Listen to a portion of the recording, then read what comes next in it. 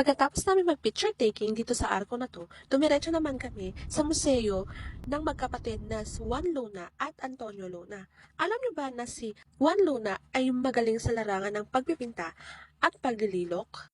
Habang si Antonio Luna naman ay kilala bilang pharmacist at magaling na general na sundalo ng Pilipinas laban sa mga Amerikano.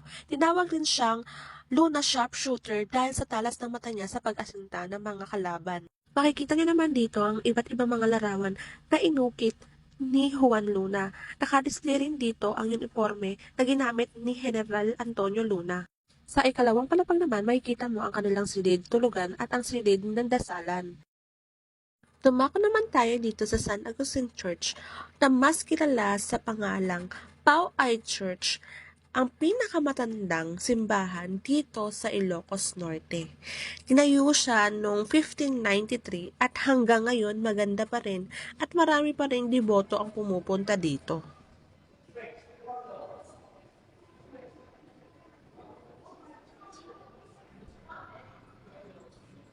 At kung gutom ka naman na at nauuhaw, dito sa gilid ng simbahan may mabibilhan kang halo-halo at empanada na must try dito sa Ilocos Norte.